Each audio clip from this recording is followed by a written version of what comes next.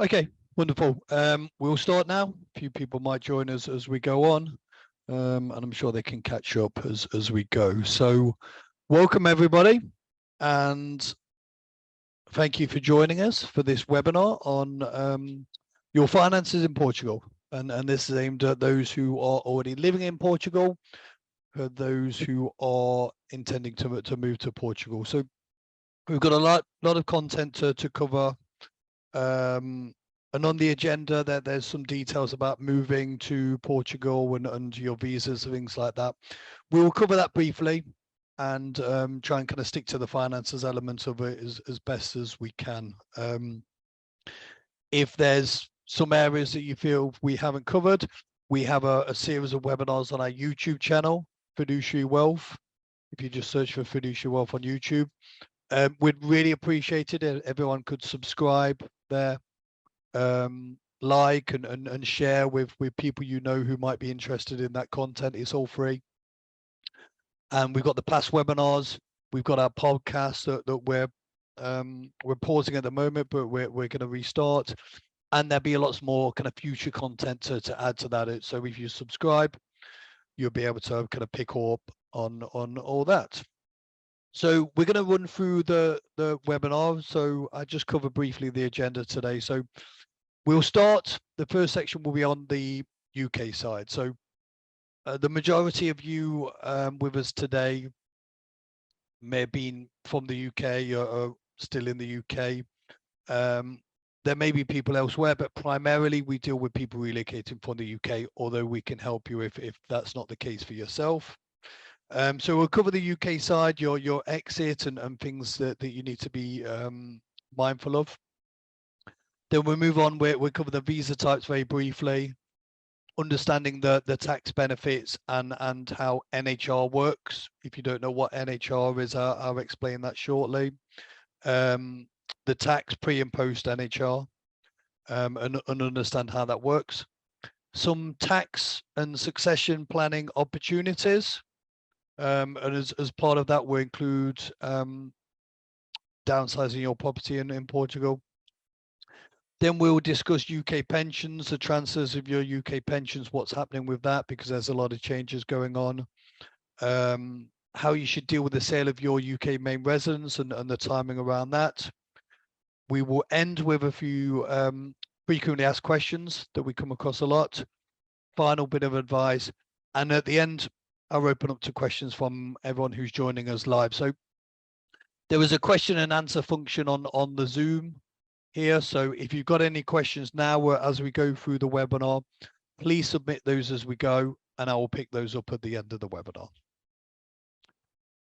So wonderful. So we will start from the UK side. So planning your UK exit and why the UK statutory residency test is important. So when you exit the UK, in a perfect world, I think you would ideally time your exit at the end of the tax year. So end of the tax year is beginning of April in the UK, although they have a different tax year in Portugal, which is a calendar year. Ideally, the cleanest way would to be exit at the end of the tax year.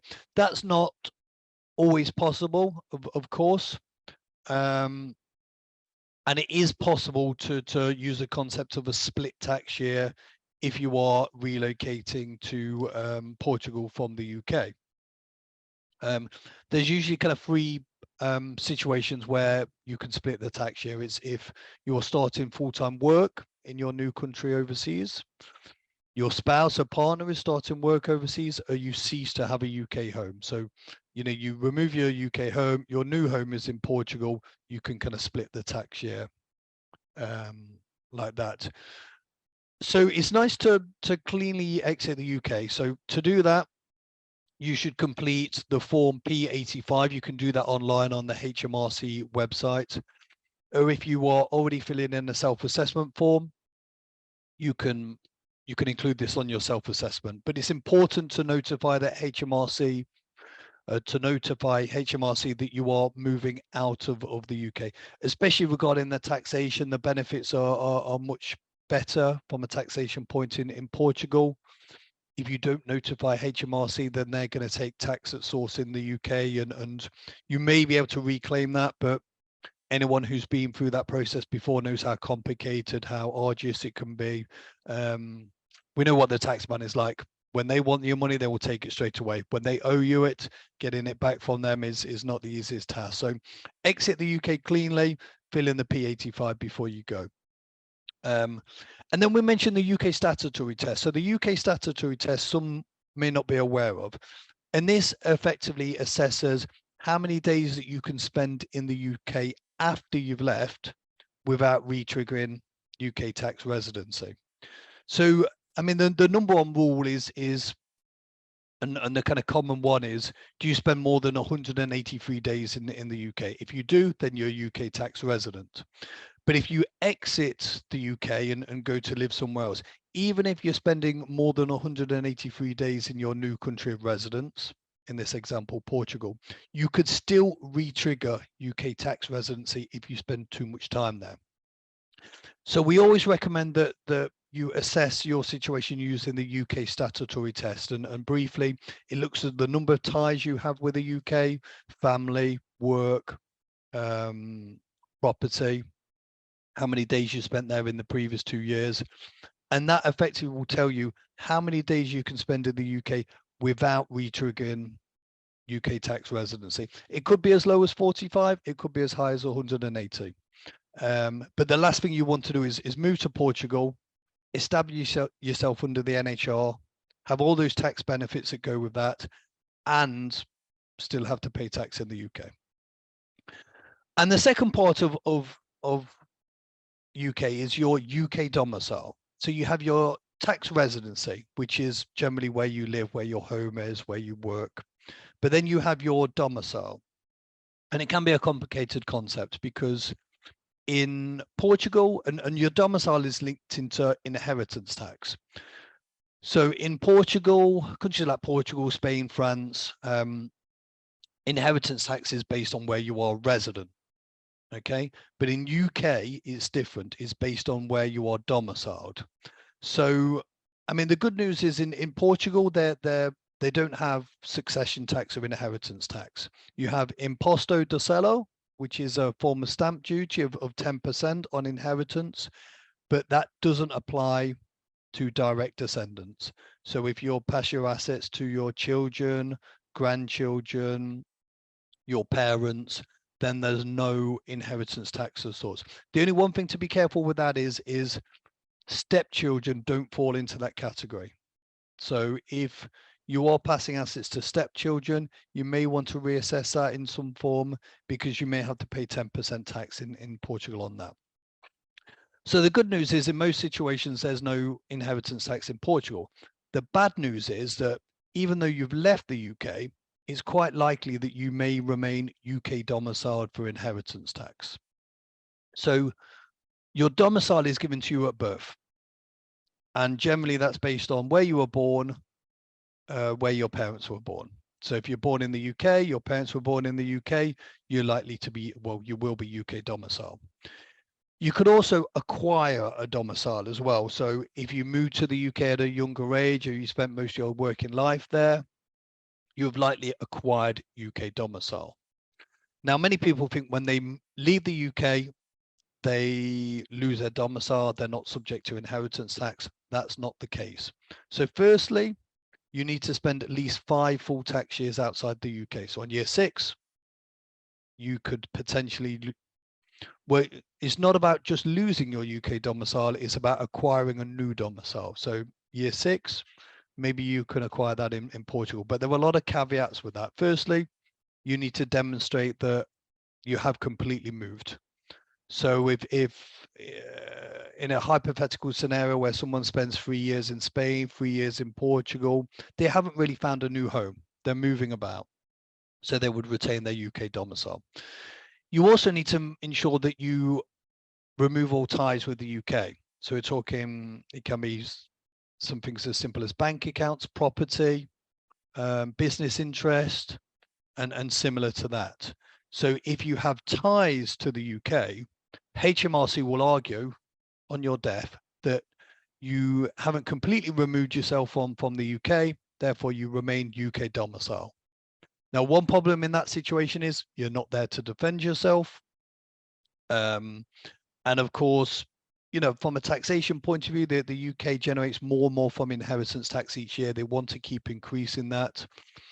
So there are situations where they will challenge people based on their inheritance tax. I mean, there's a very, very famous case that my colleague Paul always talks about is the late Welsh actor Richard Burton, and they got him on a technicality in the sense that he owned a burial plot back in Wales. He'd moved out to the UK for 20 years. He had this burial plot. They argued he was still connected to the UK.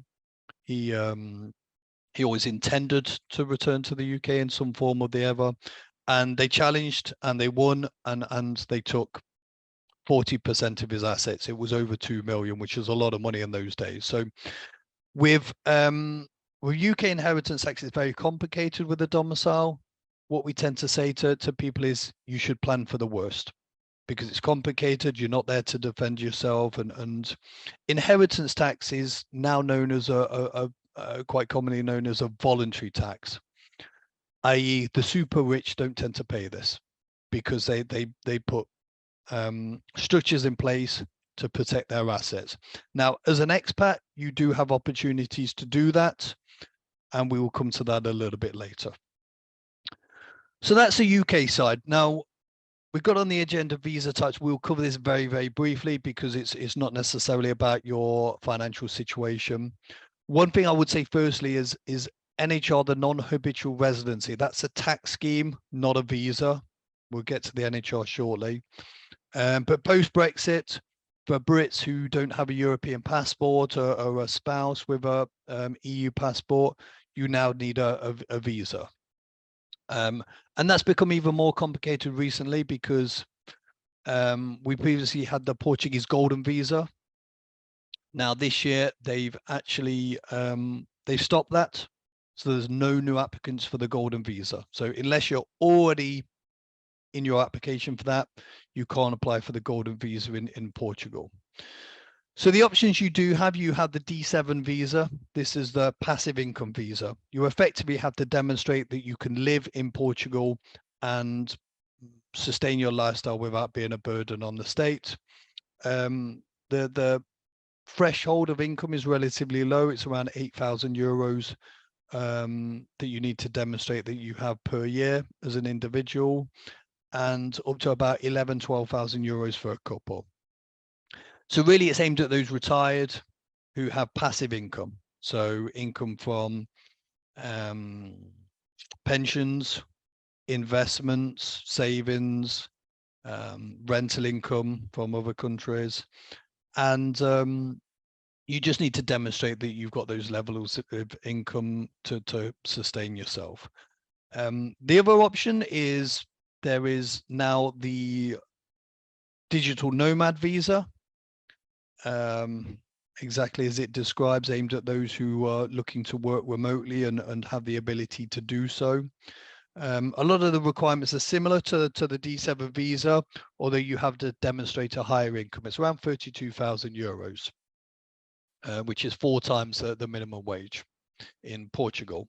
So both visas, the D7 and the digital nomad visa, you have to have a NIF, your Portuguese tax number, before you can apply, a Portuguese bank account.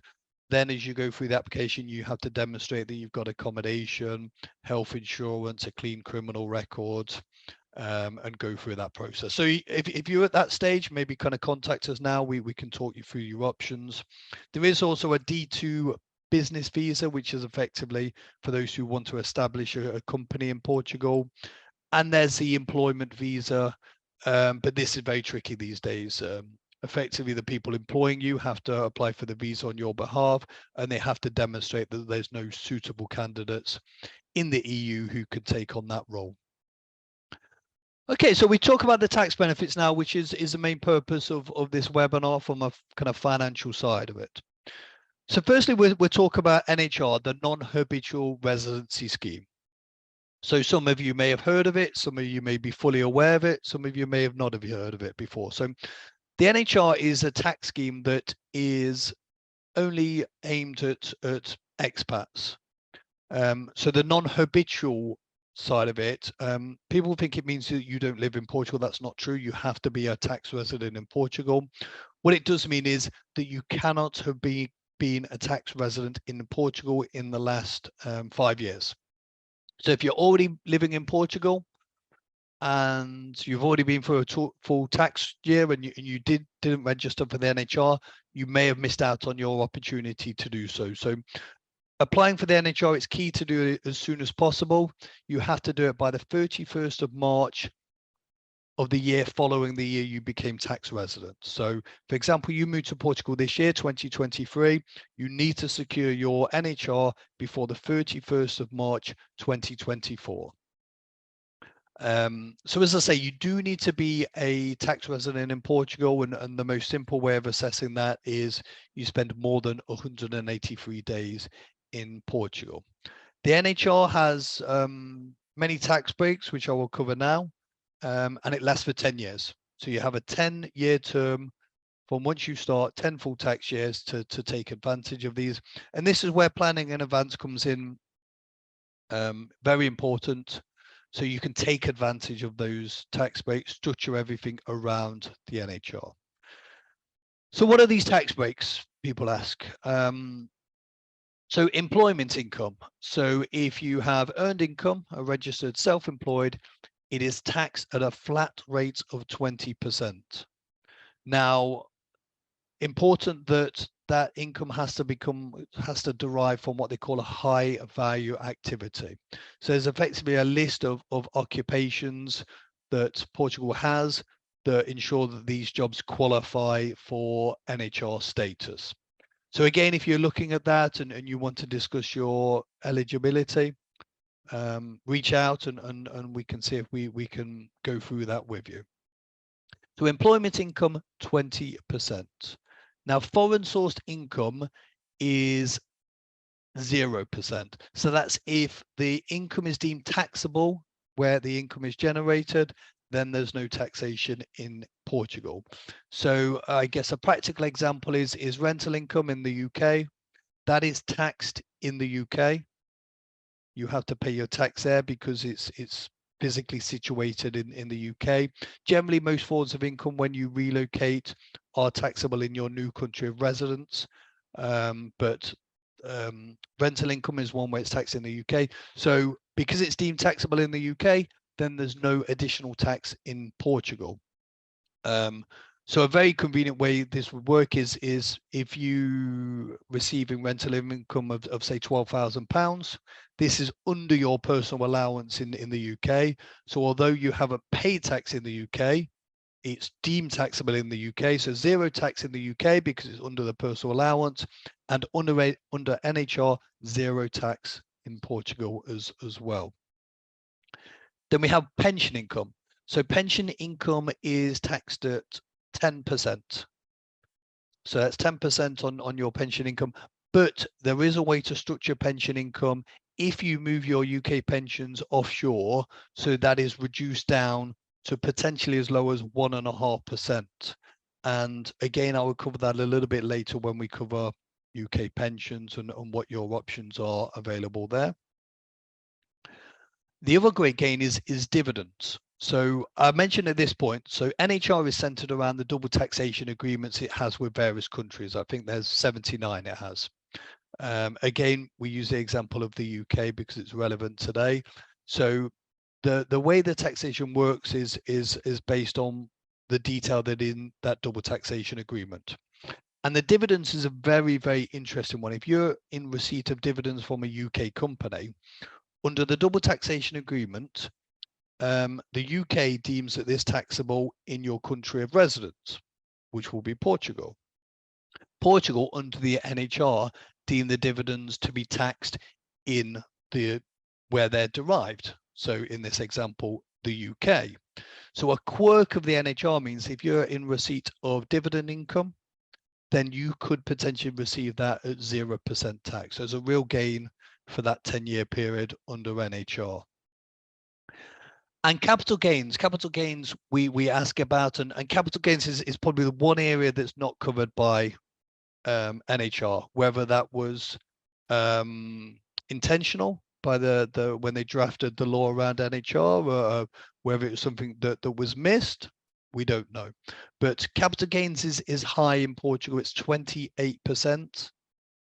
And as I say, there's no special tax treatment afforded within NHR. So capital gains tax is something that you need to plan against and structure. And we will cover that shortly as well. So then what happens after NHR? So you've lived in Portugal, you've done your 10 years of NHR, you love the lifestyle there, you want to remain there for as long as possible. What happens then? So quite simply, your residency continues as long as you meet the criteria. By the time you've reached that 10 years, you may have secured permanent residency. You may have even been on the way to applying for your citizenship if that's what you want to do. So you continue to live in Portugal, but your taxation then turns to the normal taxation that everyone pays in Portugal. So for employment income, for example, you will pay tax at tiered rates, exactly like we do in the UK. So the more you earn, the higher the tax rate. Now, the tiers are slightly different than the UK. There's a bigger band. So it starts from 14.5% up to the first 7,000 euros, goes all the way up to 48% for around 80,000 euros and above. They do have a personal allowance in Portugal, like we do in the UK, where you don't get taxed, but it's much lower. It's around 4,000, just over 4,000 euros. There can be additional allowances to claim via kind of social security, but it's relatively low in comparison to the 12,000+ that we have in the UK. Pension income, that would revert to normal income. So you'd add this to your total income and it would be assessed at those tax bands anywhere between 14.5 and 48. Again, if you move your pension offshore and structure it properly, you can benefit from a much greater tax rate. So that would, rather than vary from 14.5 to 48, then it would vary from 2.2 to around 7.2. So it's a much lower. We'll explain how you can achieve that a little bit later. Foreign sourced income would then become taxable in Portugal. So we used the example of your rental income in the UK earlier. You would need to declare this in Portugal and you pay the difference on the tax. So if you pay tax in the UK, you receive a credit for that towards your Portuguese tax bill. But of course, we get the scenario here if using my example before, if you're receiving £12,000 of rental income in the UK, you're not paying any tax because it's under your personal allowance. But of course, Portugal does not recognize a UK personal allowance. So you declare that you receive that foreign source income and you will have to pay tax on that as well. Dividends and interest, you will start paying tax on these as well. And it's brought together with your capital gains at a flat rate of 28%. So it's relatively high. Capital gains remains at 28%. I think we mentioned before, there's no benefit for that within the NHR. So important to plan on that basis as well. One thing when we talk about the finances in Portugal as well, you have to do your annual tax return declaration. Again, in the UK, if you're self-employed, we're used to that. If you've been employed your whole life, you're not used to that. But of course, it's important to file these. You need to file that between the 1st of April and the 30th of June of the following tax year. So again, for the tax year 2023, that will be between the 1st of April 2024 and 30th of June 2024. And you need to declare your worldwide income on that, and then it is assessed. If you find a good accountant who can help you with that, and you get credit for tax that you paid in other countries.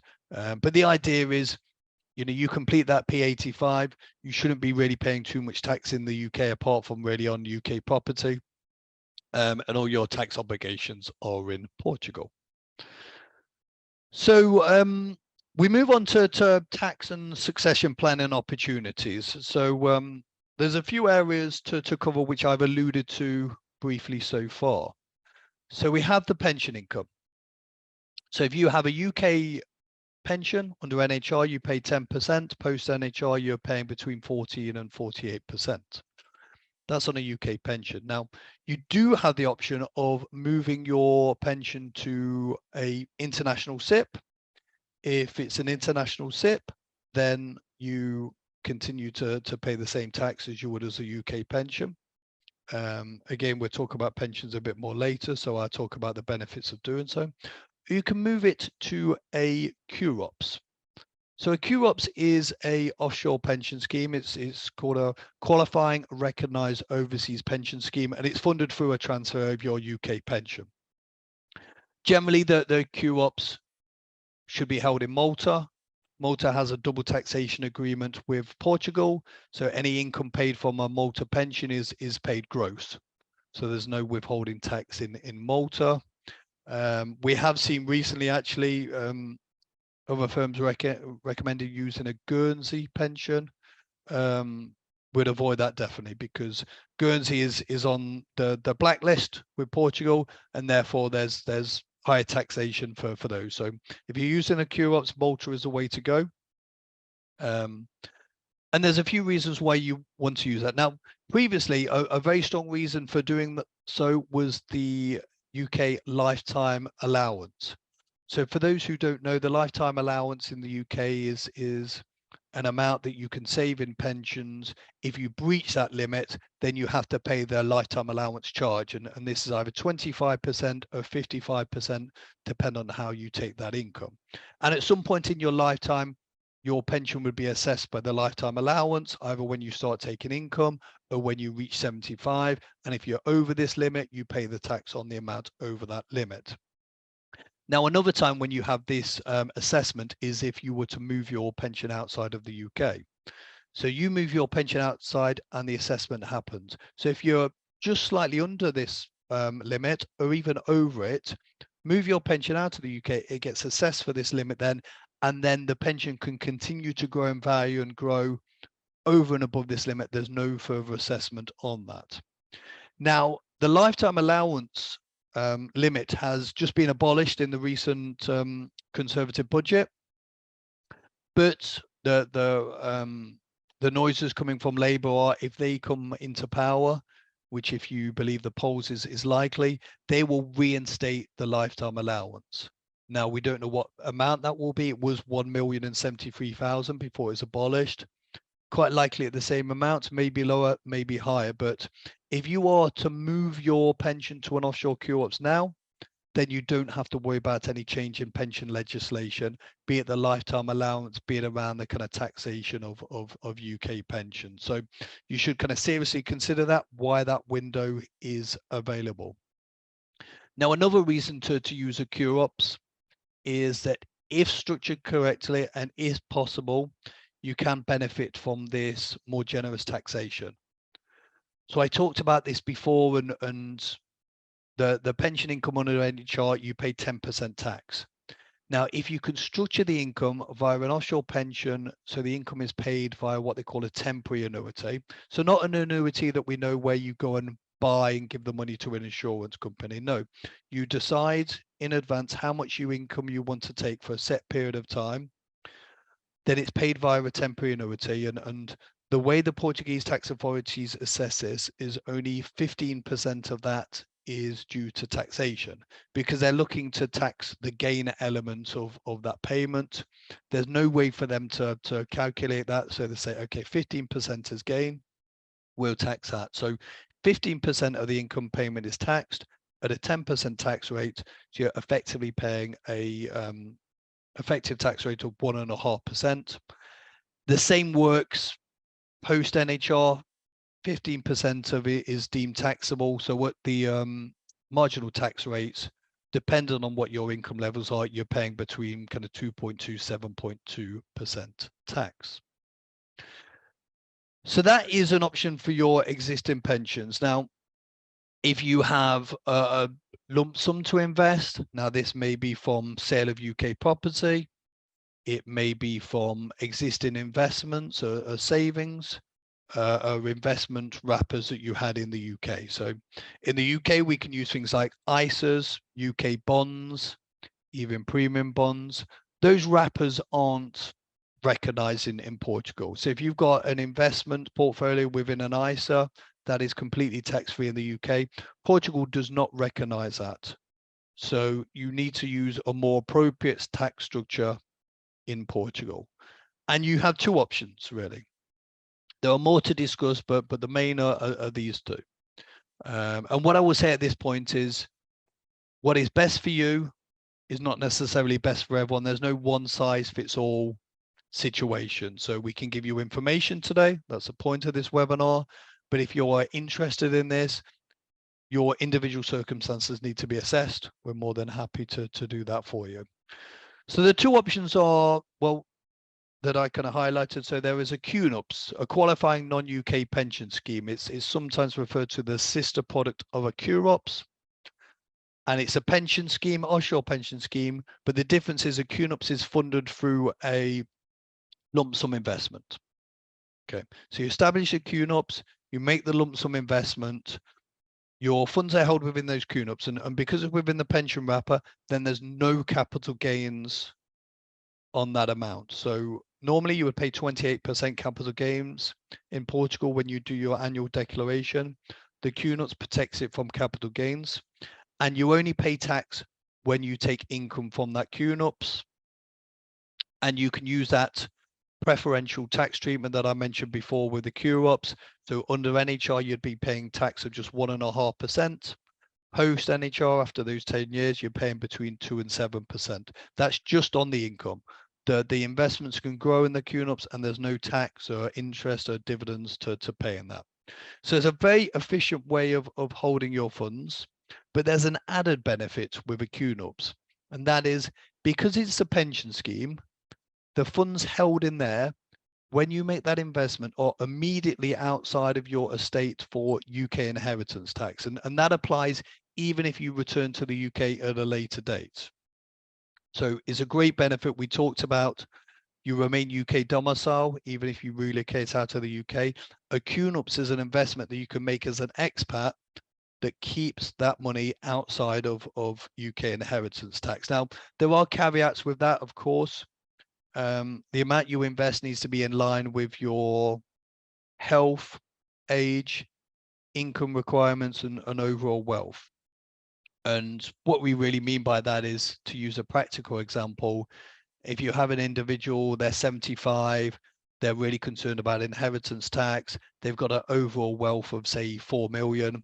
They come to someone and say, right, sounds great, I'm going to set up a QNUPS of 3.5 million.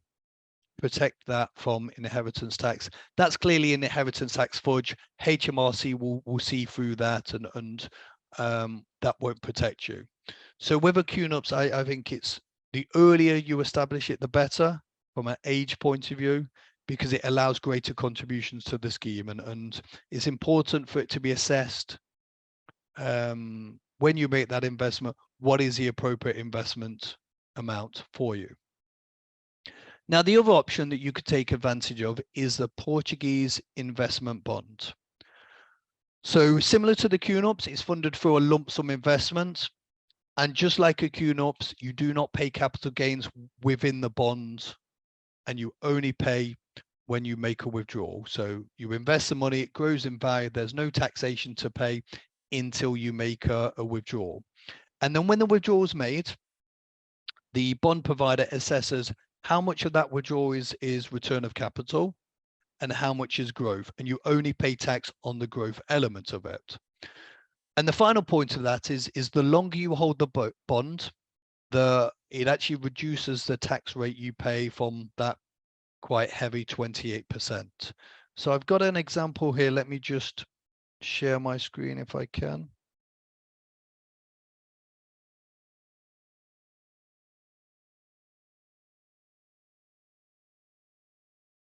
Okay. So here are the tax rates I'm referring to. So in the first 5 years, it remains 28%. Again, this is on the growth element of the withdrawals only. Years 5 to 8, that reduces down, if you see on the right-hand side there, down to 22.4% because they deem only 80% of the income taxable. And after 8 years, this reduces down to 11.2%. So for somebody who wants a long-term investment structure, that works very efficiently. And so when we talk about you taking the withdrawal from this, we've got a very kind of simple example here just to identify that it's only the gain element that's taxed. So to keep it very simple, somebody invests 100,000 euros. It grows in value of 50% over 8 years. So it's now worth 150,000. They want to make a surrender of 15,000 euros. So the bond provider themselves, they calculate, okay, 10,000 of that is return of capital. You pay no tax on that. 5,000 is the gain element. You pay 11.2% tax on that 5,000. And that tax is withheld by the bond provider. So to save you a little bit of admin, they pay it directly to the Portuguese tax authorities. And then the remainder is paid to you. So 14,440 in this example is paid to you. So it's an effective tax rate of 3.73. So it works out very well in the sense that you're only paying capital gains tax on that gain element of it only when you make the withdrawal, and the longer you hold it, there's a preferential tax rate. So I stop sharing there. So another reason somebody may use a QNOPS or a Portuguese bond, and it's somewhat unknown, this one, because again, in the UK, we're used to, you sell your main property, and as long as it's your main home, there's no tax to pay. In Portugal, if you sell your main property and reinvest that in another property of equal or greater value, there's no tax to pay. But if you sell your property to downsize, or you sell your property and you don't reinvest in a property, maybe you're looking to rent or similar, then there will be taxation to pay, and you will pay tax 50% of the gain. So 50% of that gain, you will pay 28% tax on. So it's quite a lot. But just as if you reinvest that money in a property, it doesn't apply. If you reinvest that money in a qualifying investment, and both the QNOPS and the Portuguese bond are classed as a qualifying investment for this scenario, then you don't pay that capital gains. So for example, you downsize, the excess, you reinvest that in a Portuguese bond or a QNOPS, then there's no capital gains tax to pay. So that's something very much bearing in mind. Maybe for later, naturally, maybe we get a little bit older, we want to kind of downsize our property, or some people want to kind of release capital and rent. That's something to consider to avoid what could be quite a hefty capital gains tax bill. So great. So we move on to the next section, which is UK pension transfers. And I've covered quite a lot of the options you have earlier. So again, you've got your UK pension. You can transfer this to a QROPS, and we covered the benefits, tax benefits of doing this. Or you can transfer it to an international SIP. And an international SIP has a lot of flexibility. It's generally a little bit cheaper than a QROPS, but there's not too much difference in it these days. But also you can invest in euro denominated assets. You can have the income paid in euro. So this is, you know, as opposed to holding it in the UK. So it makes sense to move your UK pensions to a kind of euro-based pension scheme. We'll say to people that it's important to receive any income or as much as possible in your spending currency. So you live and spend in euros in Portugal, it makes sense to receive your income in euros. And then you're not kind of subject to currency fluctuations, which may affect your spending month to month. I mean, one scenario that I've seen from people recently is they've set up their euro-based pension, either QOPS or SIP, or even the Portuguese bond we've done recently, but they still want to kind of retain some of the assets in sterling, and they can slowly, you know, move that money into euros as the exchange rate kind of fluctuates and improves, and you can time that perfectly. Given that the post Brexit and post the Liz Truss budget, the sterling to euro exchange isn't as favourable as it was. Now with UK pension transfers, the landscape has changed in the UK, which it often is, and these pension transfers are a lot more difficult than they once were. We're finding that as professionals. It's happening across the industry. The UK has introduced what they call these traffic light system, green, amber, red, where they can authorize these pension transfers. But what they've done is they've handed the powers to the UK pension schemes, and they're using these powers to block transfers when they shouldn't, to delay these. And from our experiences, this is only going to get worse. So if you are considering transferring your pension overseas, it may not happen, it may happen, but we could see a scenario in the future whereas the UK says no more transfer overseas. And they could link that into Brexit, or think of another reason for instigating that. We can see why they would want to do that, because effectively, as you're building up your pensions, you receive tax relief in the UK. Now they do this to encourage people to save in the pensions, but also they expect then when you retire and you start drawing on that pension, that's when they get their money back. You pay income tax in the UK. Now, for those who are transferring it out of the UK, then they're going to lose out on this. So we could see a situation where they may want to kind of block this. So if you have UK pensions, you move to Portugal, or you're considering doing that, that's something that you should seriously look at sooner rather than later, because we can see the window closing a little bit on that. Now, the last point to cover is on the timing of your sale of your UK main residence. So I mentioned earlier, we have our main property in the UK, we sell this, there's no capital gains tax. Different if you've got investment, rental properties, but your main residence is where a lot of people hold a lot of their savings, their value is probably risen over the years. But you need to be careful regarding the timing of it. So you're living in the property, you sell it, not a problem. There's full exemption from capital gains tax. There's something called private resident relief, and that's something that you need to kind of consider. So if you're relocating from the UK to Portugal, you've really got 9 months from that date where you can kind of sell the property without paying capital gains tax in the UK. After that 9 months, then they kind of calculate between the dates how much you have to pay, and you have to declare and pay capital gains tax.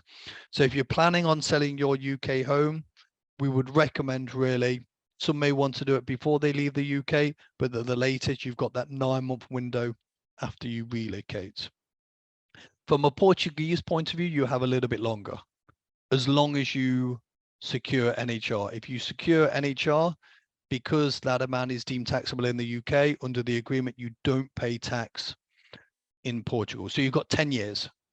If you hold your property after that 10 years, then the Portuguese will tax you. And not only will they tax you, they will tax you not from when you left the UK, they will tax again from when you first bought the property, even if you were living with it in that period. So you've lived in your property 25 years, you then spend 10 years in Portugal, then you decide to sell it.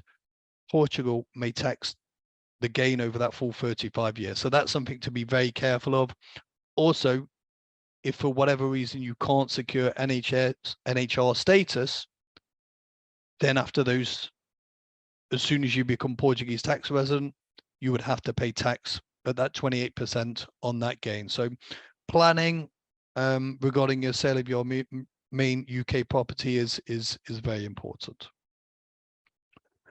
Okay, well, I've talked for a long time. I hope some of that was valuable. Of course, the point of this webinar isn't to give everyone the answers to your particular questions and cover everything in the finest of details. Otherwise, A, we'd be here all day, and B, really everyone's situation is different. So today's webinar is for information purposes only, but if you're looking at moving to Portugal or you're already there, and you're concerned about your finances, you want to plan them, you want to make sure that they're structured correctly, you're more than welcome to get in touch with us by whatever means you prefer. So, our website, fiduciarywealth.gi, you can write to us via email, inquiries with an E at fwm.gi. My email is there on the Zoom, matt.penfold@fwm.gi. Feel free to reach out and I'm sure we can arrange a chat. So to end, we've just got a few frequently asked questions that we receive quite often. Very simple ones, but I like to answer these, so it may be something that resonates with you. So the first one is, are there likely to be changes to the NHR system, so the tax scheme, and what happens if this ends? So we do have something to base this answer off, in the sense that when NHR was first established in 2009, pension income, which is now taxed at 10%, was 0%. Now, after a few years, other countries, part of the EU, would complain about that because there's no kind of equality. So there was pressure on Portugal to increase that. So that's why they increased it to 10%. Now we saw that change, but what we discovered from that was those who were already within the NHR scheme before that change, they continued to pay 0% tax on their pensions. So it's only people who've joined the scheme after. So I think what we can say without complete certainty, but based on what's happened in the past, if there are changes to the NHR system, if you're already within the scheme, you've effectively secured those tax benefits already, and changes will affect those who've joined the scheme at a later date. So the second question, can I keep my financial advisor when I move to Portugal? Now, the simple answer to that one is no.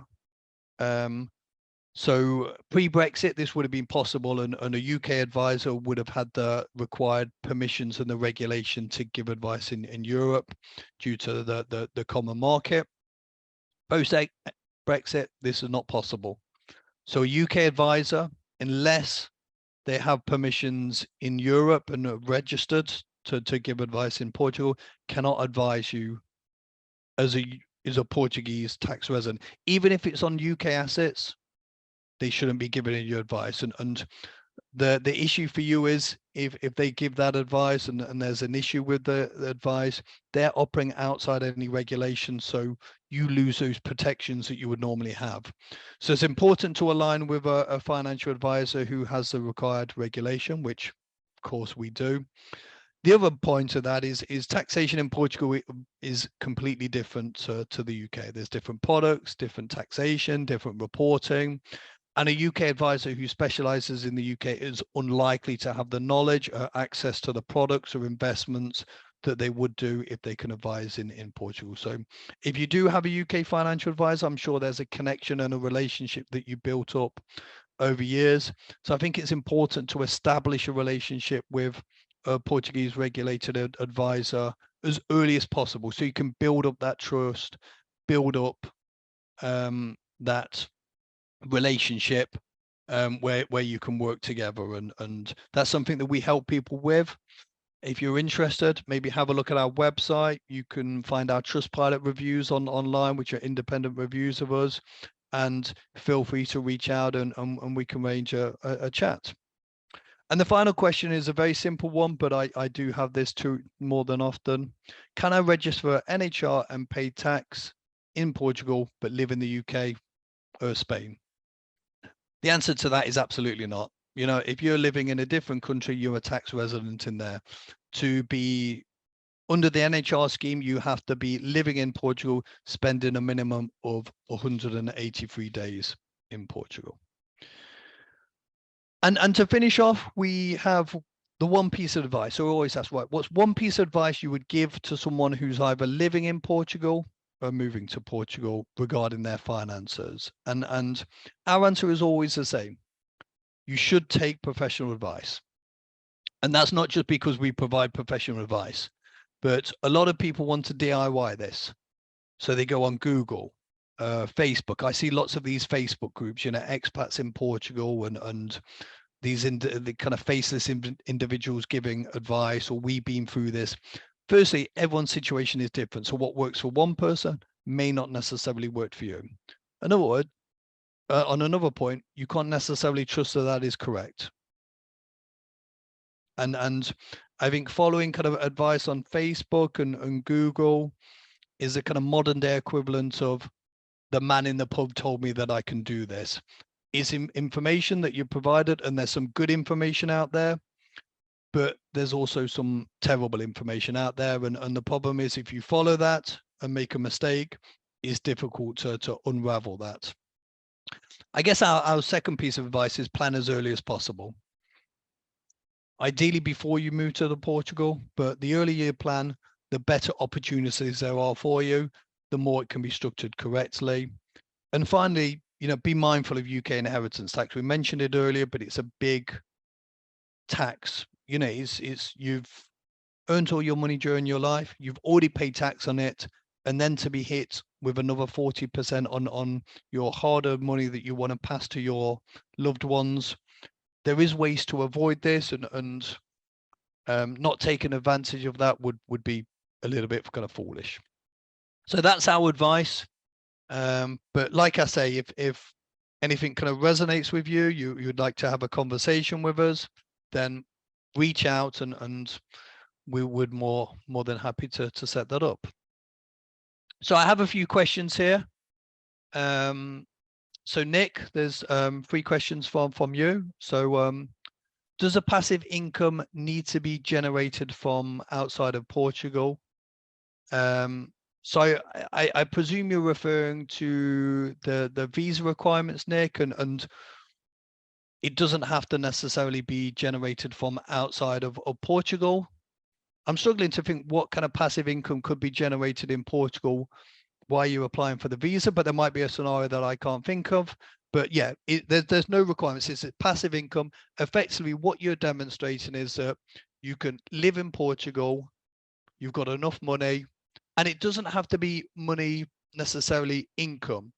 You can demonstrate it for a lump sum. So if you have a big amount of savings that you will invest at a later date, then you could use that to demonstrate, look, I've got 200,000 euros in the bank. I can afford 8,000 euros in income. So to answer your question, it doesn't necessarily have to be generated out of Portugal, but I'm not sure how that would work. Okay, if I take income from my pension through drawdown, is there a limit to how much I can draw down in a single year and still be taxed at the 10%? So Nick, if you're using the 10% rate that we discussed, so that's not using the QROPs where you can get potentially 1.5%. If you're just using the 10% rate, there is no limit on that. You can draw down as much, as long as the pension gives you flexible access to that, you can take as much or as little as you want. One thing that I didn't mention earlier that's very important is in the UK, we have, well, people used to refer it to as the tax-free lump sum, but now it's referred to as the pension commencement lump sum. But what that is a 25% tax-free element of your pension that you can take in the UK. So you take your 25%, the UK doesn't tax that. Portugal and many other countries do not recognize that 25%. So you do not have access to that if you're a Portuguese tax resident. So if you're looking to access your pension in the most tax efficient way, and if it's possible, you might want to consider taking the 25% while UK tax resident, and then transferring the remainder. Don't take any income from that because that may limit your opportunity to transfer. Take the 25% while your UK tax resident is tax-free, then transfer the rest and take the income as you're a Portuguese tax resident. But again, we can cover that detail on a one-to-one basis. Another question from Nick here: can Fiduciary Wealth assist in the transfer to a QROPS? The answer to that is yes, Nick, and I'm grateful for you asking that question. It seems like that's not come from independently, but it has. But yes, we can assist in that. It's something that we specialize in. So Nick, if you want to have a chat, reach out and we can look at that for you.